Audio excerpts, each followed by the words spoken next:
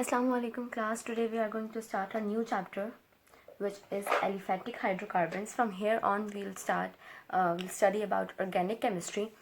हमने 7 चैप्टर कर लिया था ऑर्गेनिक केमिस्ट्री का. Now we are moving on to 8 chapter. अब यहाँ से कॉन्टीन्यूसली हमने ऑर्गेनिक पढ़नी है.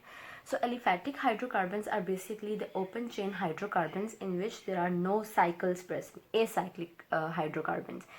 तो वो दो तरह के हो सकते हैं. They can be saturated as well as they can be unsaturated. Saturated means that they are fully saturated or fully loaded with hydrogen atoms, and unsaturated means that there is a capacity for the hydrogen to be added. Unsaturated का मतलब है कि वो fully saturated या fully loaded नहीं है hydrogen के साथ, इसलिए उनके अंदर कैपेसिटी होती है कि हम उनके अंदर हाइड्रोजन एटम्स ऐड कर सकते हैं, और वो हम हाइड्रोजन एटम्स ऐड करते हैं across double and triple bond. So alkenes are those hydrocarbons which consist of double bonds while alkenes consist of triple bonds. Now coming to the nomenclature, at earlier times when the chemistry was started and the naming or nomenclature was started, we used to assign common names to the compounds. Common names were based upon the thing from which we obtained them, the thing which contains them, or after the name of a person. So first of all, for example, methane gas, it was known as marsh gas because it was found in marshy areas. Acetic acid was named because in Latin acetum is called vinegar and acetic acid is found in vinegar, so it was called as acetic acid or vinegar acid, right? इसी तरह से हमें अगर उनके isomeric forms को differentiate करना होता था तो we use to write n iso and neo with them. हम उनके साथ एन आइसो और नियो एडिशन कर देते थे अगर हमने उनके आइसोमेरिक फॉर्म्स डिस्कस करनी होती थी. Now look at this form. This is a straight chain form of pentane, CH3, CH2, CH2, CH2, CH3.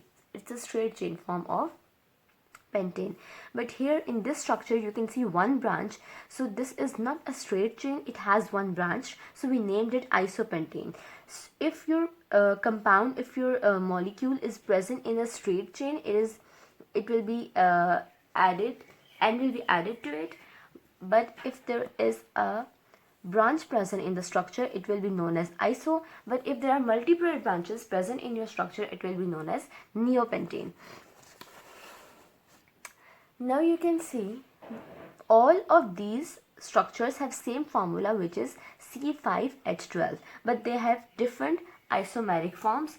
So we have differentiated them according to their form by N-iso and neopentane. Alright. The second method was to name them according to IUPAC. Alright. IUPAC names were based upon the principle that every compound should have different name. Every compound should have different name. IUPAC stands for International Union of Pure and Applied Chemistry. So this IUPAC was basically an organization which was assigned the task of assigning the names to the organic compounds. So it made some rules. वो rules आज हम discuss करेंगे, and according to rules we will know how to name an organic compound or aliphatic hydrocarbon, right? Okay, first of all you should know what are alkyl groups. Alkyl groups हम क्या करते हैं, जब हमारे जो regular hydrocarbons हैं या जो regular alkanes हैं, जब हम उनमें से हाइड्रोजन निकालते जाते हैं तो वो हमारे alkyl groups बन जाते हैं. For example, this is methane, CH4. मैंने इसको खोल के लिखा है एक हाइड्रोजन अलग करके CH3 and H, so total it has 4 hydrogens. अगर ये हाइड्रोजन रिमूव कर दें तो पीछे रह जाएगा CH3. ये हम किसी भी और चीज़ के साथ अटैच कर सकते हैं, जैसे मैंने यहाँ पे CH3 अटैच किया हुआ है, तो इसका नाम होगा मिथाइल. मीथेन से मिथाइल एल्काइल, ठीक है. एल्क कोई भी इथेन, प्रोपेन, ब्यूटेन, आइल लगा देना, जैसे ब्यूटाइल, पेंटाइल, हेक्साइल, इस तरह. इथेन CH3 स्ट्रक्चर इथेन का. अगर अब इस कार्बन से निकालें या इस कार्बन से, both are terminal carbon, so there is no difference. मैंने इस कार्बन के हाइड्रोजन एक खोल के लिख लिया. अगर मैं इस हाइड्रोजन को रिमूव कर दूं, you left with CH3 CH2. This is known as ethyl. Ethane से ethyl. Now in case of propane, we can remove 2 hydrogens, one from terminal carbon, ये और ये same carbon, जैसे आप इससे निकालें या इससे निकालें एक ही बात है. But this one present in the middle, इससे भी आप निकाल सकते हैं. If you are removing a terminal carbon this hydrogen, तो हमारे पास रह जाएगा प्रोपाइल। अब ये जो प्रोपाइल है क्योंकि ये स्ट्रेट चेन में है तो इसे कहेंगे n propyl. But in this case अगर हम मिडिल कार्बन से निकालते हैं हाइड्रोजन, तो यहाँ पे जब मैं अटैच करूँगी इस प्रोपाइल को, तो अब ये स्ट्रेट चेन नहीं होगा, ये इसकी ब्रांचेस हो जाएंगी दो, एक ये ब्रांच और एक ये ब्रांच, तो इसको हम क्या कहेंगे, isopropyl. Okay, then first let's discuss some of the rules of IUPACs. First one says you have to select the longest chain. मैंने यहाँ पे एक कंपाउंड लिखा है, एक मॉलिक्यूल लिखा है जिसका हमने लॉन्गेस्ट चेन सिलेक्ट करनी है। लॉन्गेस्ट चेन अब अगर आप स्टार्ट करें तो 1 2 3 4 5 6, एक तो ये चेन आपको नज़र आ रही है, इट हैज़ 6 कार्बन्स। एक आपको चेन यहाँ से भी नज़र आ सकती है, 1 2 3 4 5 और 6, this is also a chain. So chain can be straight, chain can be this way, chain can be this way, chain इस तरह भी हो सकती है। चेन कैन हैव कर्व्स, लेकिन it will move in the straight path, मतलब एक ही रास्ता है जिसमें वो मूव करेगी, वहाँ पे कोई ब्रांच नहीं है। जैसे कि अगर यहाँ पे कोई ब्रांच निकल आए तो आपने स्ट्रेट यहाँ से इधर और फिर ऐसे नहीं जाना, आपने चेन को सीधा यूँ या यूँ कंसिडर करना है और दिस वे, ठीक है। तो ये जो ऊपर चीज़ है ये इसकी सब्स्टिट्यूएंट में चली जाएगी। सबसे पहले आपने क्या किया, लॉन्गेस्ट चेन सेलेक्ट कर ली। ओके, लॉन्गेस्ट चेन दोबारा बता रही हूँ, हमने नंबर ऑफ कार्बन्स काउंट करने हैं किसी भी तरह जहाँ पे ज़्यादा है। अब देखें इसमें भी 6 कार्बन्स थे और इस चेन में भी 6 कार्बन्स थे, एक चेन ये भी है CH3 CH CH3, लेकिन ये चेन में 3 कार्बन्स है, तो हमें क्या करना है, लॉन्गेस्ट चेन सेलेक्ट करनी है। तो या तो हमारी ये चेन ऑरेंज नंबर्स वाली हो सकती है या फिर इन पर्पल नंबर्स वाली। इसी तरह आप ये वाला मॉलिक्यूल देखें, 1 2 3 4 5 6, इस चेन में कितने कार्बन्स हैं, 6, but there is also this chain. So यहाँ पे काउंट कर लें 1 2 3 4 5 6 7, इसमें कितने 7 carbons. So this is our longest chain. ये वाली चेन हमारी लॉन्गेस्ट चेन नहीं होगी। तो ज़रूरी नहीं है कि जो लॉन्गेस्ट नज़र आ रही है इस फॉर्म में वही है, आपने दूसरे एंगल से भी उसको देखना है ताकि आपको पता चले कि असल में लॉन्गेस्ट चेन कौन सी है। Second point is numbering of chain begins from near to substituents.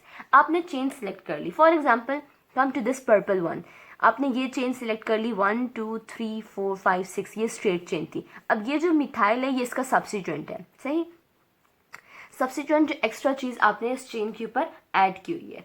अब जब आपने नेम करना है, नंबर आपने जब नेम करना है तो सबसे पहले आपने नंबर्स असाइन करने हैं। नंबर्स आपने कैसे असाइन करने हैं, जहाँ सब्स्टिट्यूएंट लगा हुआ है उसके जो 7 टर्मिनल कार्बन है। अब नंबर आपने हमेशा टर्मिनल कार्बन से स्टार्ट करना है, तो एक तो ये टर्मिनल कार्बन है, एक ये टर्मिनल कार्बन है, लेकिन आपने देखना है कि सब्स्टिट्यूएंट के नज़दीक कौन सी है। तो हमारा ये सब्स्टिट्यूएंट था, जो हमने यहाँ से नंबरिंग स्टार्ट कर देनी है, ठीक है। तो हमने नंबरिंग स्टार्ट की 1 2 3 4 5 एंड 6, तो हमने यहाँ से नहीं की, हमने यहाँ से की क्योंकि हमारा सब्स्टिट्यूएंट इस नंबर के करीब था। अगर हमारा सब्स्टिट्यूएंट यहाँ लगा हुआ होता तो हम यहाँ से नंबरिंग स्टार्ट करते हैं। दूसरी चेंज जो हमने डिसाइड की थी वो ये वाली थी, यहाँ पे ये वाला हमने इसे सब्स्टिट्यूएंट कंसिडर किया था।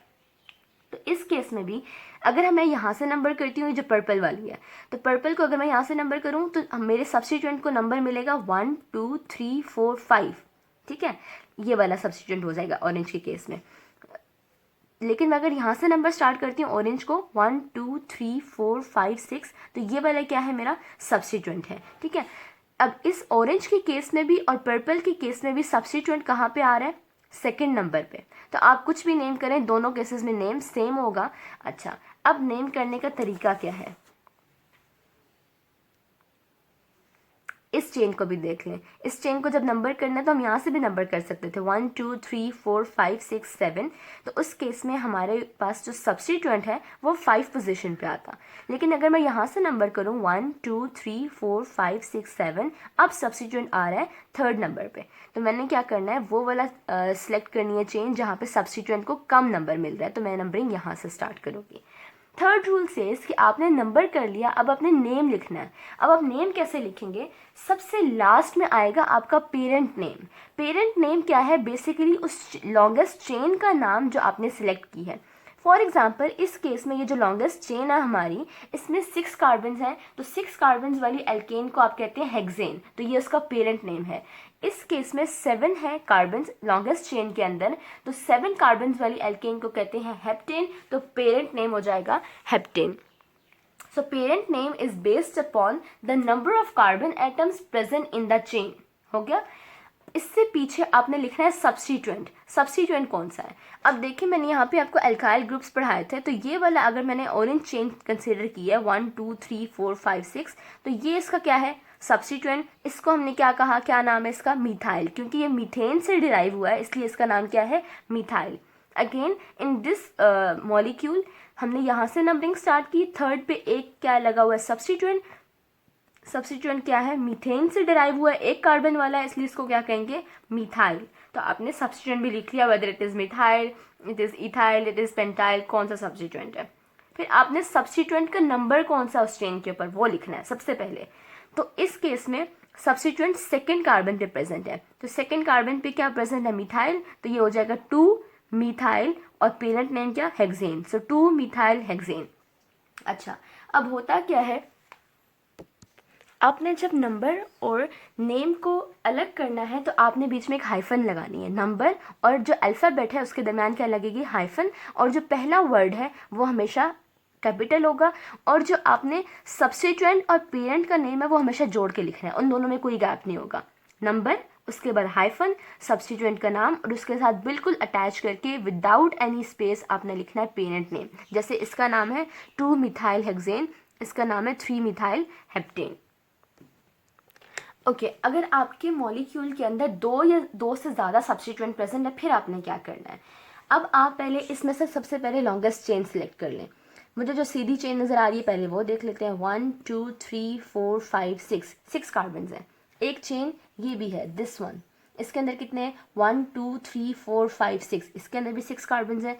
एक और चेन यहाँ पे भी है, सो 1 2 3 4 5, इसमें 5 है। तो आप आइदर ये वाली चेन सिलेक्ट करें या फिर ये। तो I have selected this straight chain. अब स्ट्रेट चेन के ऊपर 2 पे लगा हुआ है एक सब्स्टिट्यूएंट जिसका नाम है मिथाइल, और 4 पे लगा हुआ है एक सब्स्टिट्यूएंट जिसका नाम है इथाइल, CH3CH2। अभी हमने पढ़ा वो क्या होता है? इथाइल। आप इस तरह भी देख सकते हैं कि सब्स्टिट्यूएंट के अंदर कितने कार्बन है? 1 और 2। 2 कार्बन वाली होती है इथेन, और तो इथेन से अल्काइल बनाएंगे तो वो क्या हो जाएगी? इथाइल। अब आपने क्या करना है, बेशक नंबरिंग कुछ भी है, आपने देखना है कि जो आपका सब्स्टिट्यूएंट है उसको वो अल्फ़ाबेटिकली उसका जो पहला वर्ड है वो क्या है। इस केस में इथाइल ई, इस केस में मिथाइल एम। तो आपने अल्फ़ाबेटिकली नेमिंग करनी है सब्स्टिट्यूएंट्स को।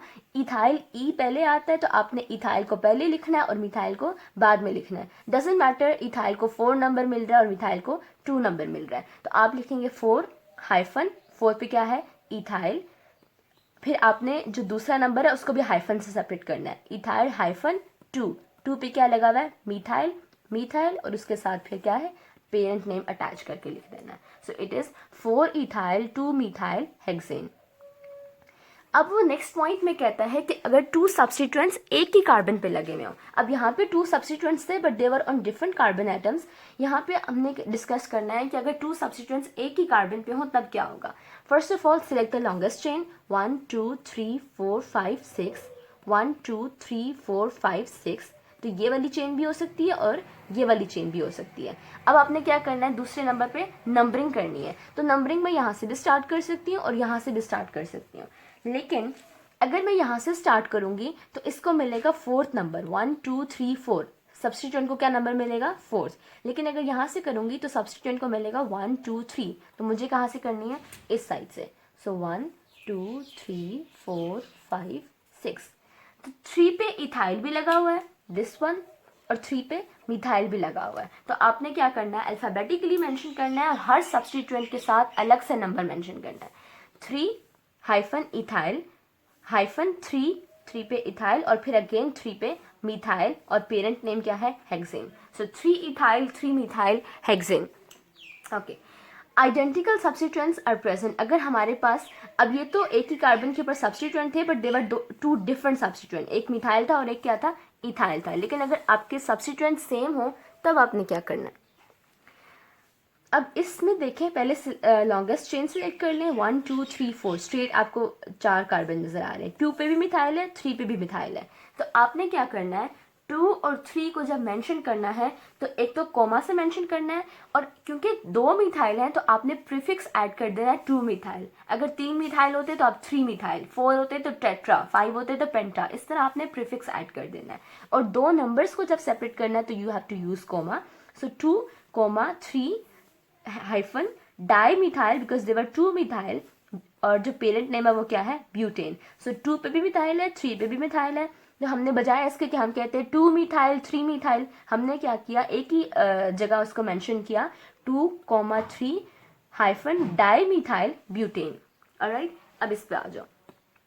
इसमें लॉन्गेस्ट चेन मैंने सिलेक्ट कर ली 1 2 3 4 5। अब देखिए मैं यहाँ से नंबर करूँ या यहाँ से नंबर करूँ, दोनों में सब्स्टिट्यूएंट्स को एक ही नंबर मिलेगा, 1 2, इसमें भी 2 3 4 5, ठीक है। तो 2 3 4 नंबर मिल रहा है सब्स्टिट्यूएंट्स को। सो 2 3 4 पे क्योंकि एक ही सब्स्टिट्यूएंट प्रेजेंट है तो हमने क्या करना है, 2, 3, 4 हाइफन, क्योंकि 3 मिथाइल है so we will mention tri methyl, parent name क्या है 5 कार्बन, सो पेंटेन हो जाएगा। Okay, so last one is, अब देखें 1 2 3 4 मैंने लॉन्गेस्ट चेन सिलेक्ट कर ली, 2 पे 2 मिथाइल है, 3 पे 2 मिथाइल है। तो आपने क्या करना है, अलग अलग पहले तो सबको मेंशन कर लें। 2 पे 1 मिथाइल तो 2 और 2, अब 2 दफ़ा 2 लिखना है क्योंकि 2 पे 2 मिथाइल लगे हुए हैं। 2, 3 पे 1 मिथाइल, 3 पे दूसरा मिथाइल, तो 3, 3 सब नंबर्स को आपने अलग अलग मेंशन कर दिया। अगर एक ही नंबर पे 2 दफ़ा सेम ग्रुप लगा हुआ है तो 2 दफ़ा ये आप नंबर मेंशन करेंगे। सो 2, दिस 2, 3, हाइफन 4 मिथाइल है so we will use tetra methyl, और पेरेंट नेम क्या है, butane. So 2 2 3 3 tetra methyl butane. Okay, so the last one is this one. I hope you can see it. In this case we can start our numbering from right as well as from left. अगर मैं यहाँ से number करूँ, orange वाला आप देखें 1 2 3 4 5 6, तो आपके सब्स्टिट्यूएंट्स को क्या नंबर मिल रहा है, 2 4 5। सो सब्स्टिट्यूएंट्स को मिला 2 4 5। लेकिन अगर मैं यहाँ से नंबर करूँ 1 2 3 4 5 6, तो मेरे सब्स्टिट्यूएंट्स को मिल रहा है 2 3 5।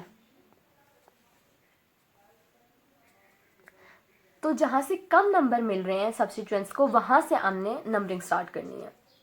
तो इसका नाम क्या हो जाएगा, 2 3 5। 2 पे क्या है, मिथाइल, 3 पे भी मिथाइल, 5 पे भी मिथाइल, सो 2 3 5 ट्राई मिथाइल हेक्सेन। 2 4 5 नहीं होगा, 2 3 5 ट्राई मिथाइल हेक्सेन होगा। अब ये मैंने कुछ एग्जांपल्स आप लोगों के लिए निकाली हैं, ये आप नोट कर लें, इसको आपने नेम करना है इन योर होमवर्क, ठीक है।